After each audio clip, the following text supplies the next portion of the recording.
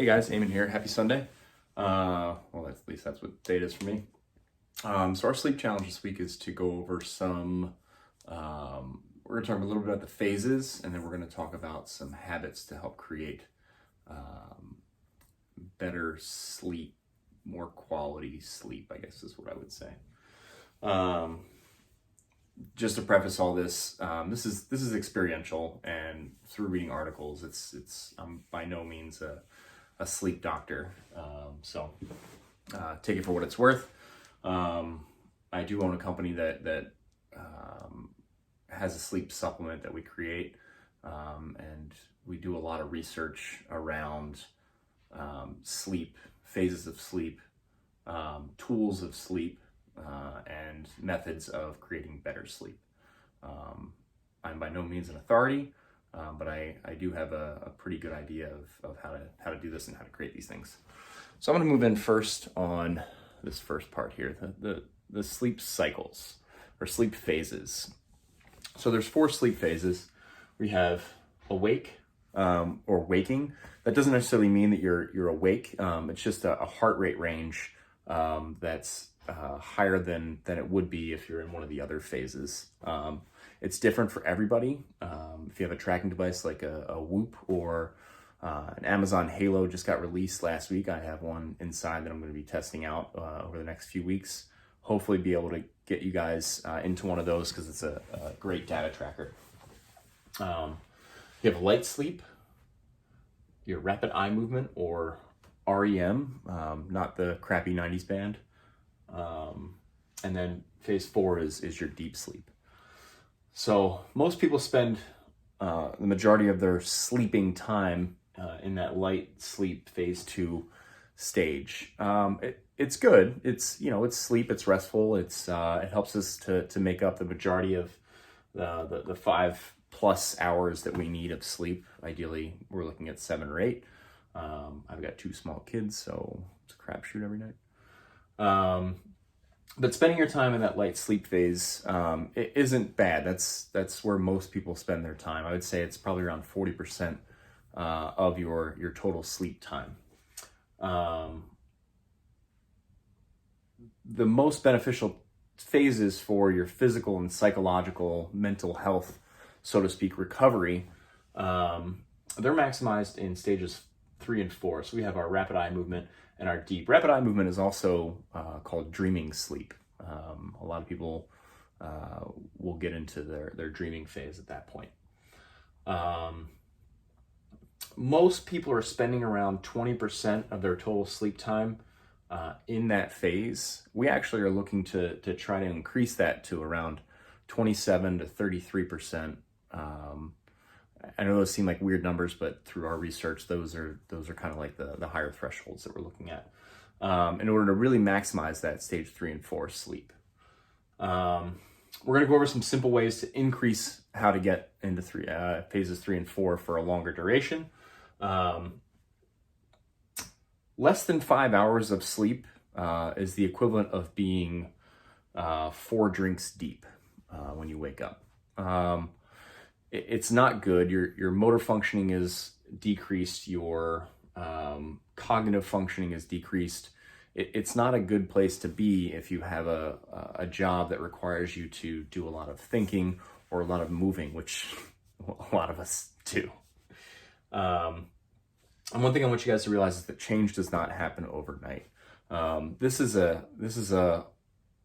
long duration or a long, how do I say this? A long point to a distant horizon. Seeing something that's far away, but taking smaller steps, taking a bite of that elephant at a time is going to get us headed in the right direction. When I got back from combat, when I was in the Navy, when I got back from combat, I had a lot of trouble sleeping. And it definitely took me a good 3 years to kind of get myself into a position of good sleep, with habits and with a little bit of supplementation, and not medication from the VA.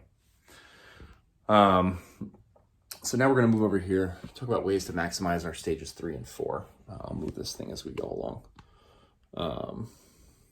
So Maximizing stage 3 and 4.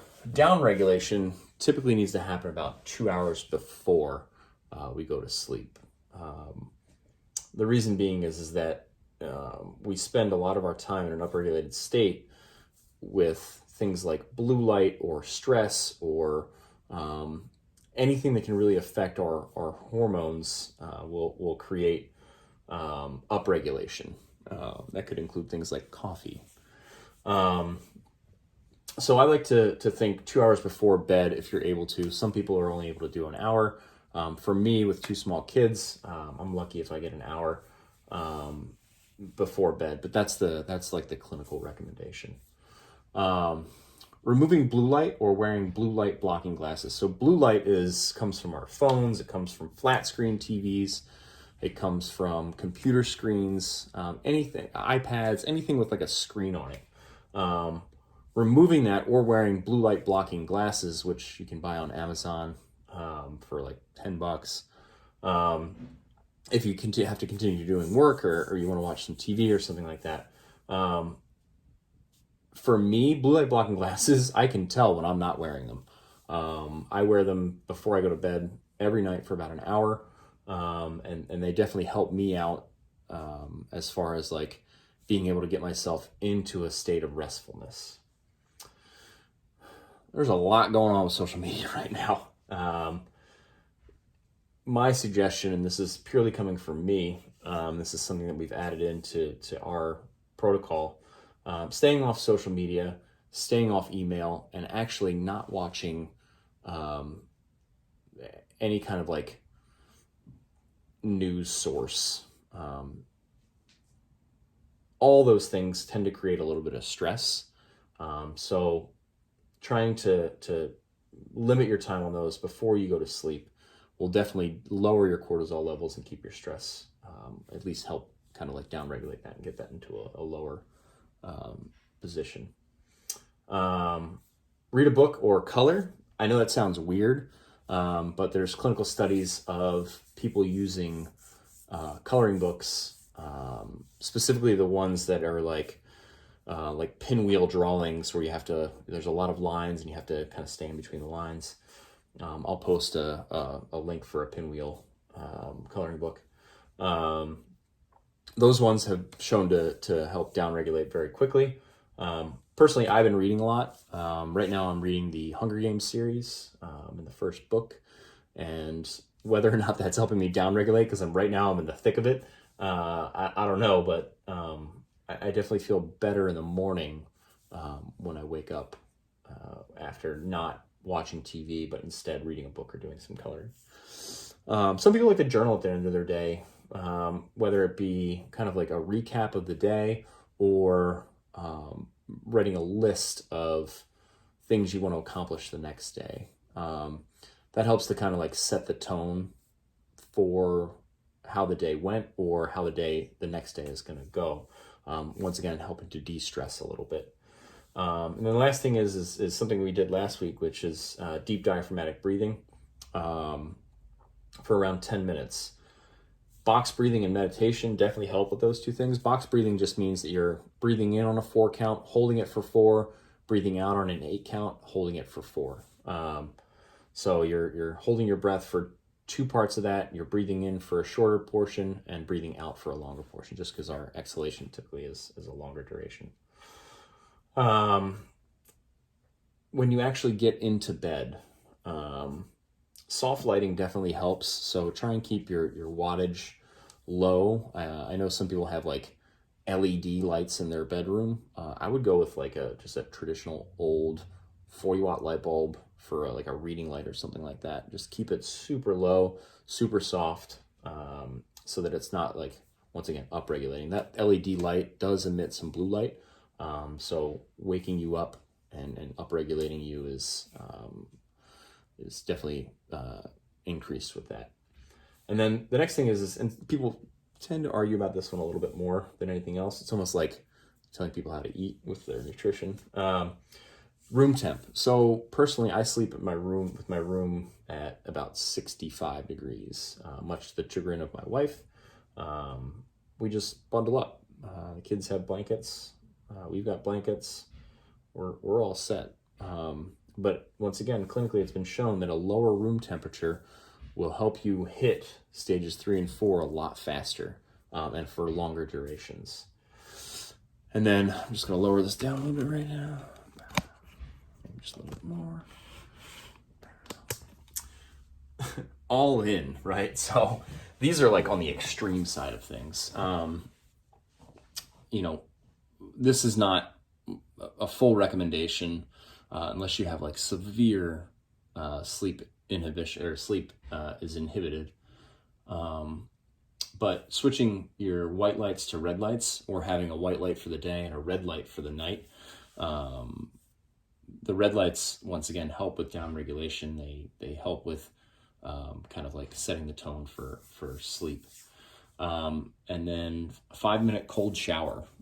And this is based on tolerance. Personally, if I'm feeling like kind of beat up from the day, I'll go with the cold shower, usually for 3 to 5 minutes before I go to bed. And that tends to help me again. So small chunks, right? So we're going to take small chunks of trying to improve our sleep over a time, right? So last week we had the diaphragmatic breathing. I'd like you to pick one of these other down regulatory methods and give it a whirl. Personally, if it's not something that you already do, I would try the room temp one first, just because I think that one has the most bang for your buck. And honestly, once you fall asleep, you don't even notice the temperature anymore, especially if you have blankets on. But any one of these things will work. Sometimes people like to use journaling as a morning routine thing, which is another challenge that we have this week. So I'm okay with that. Totally up to you guys.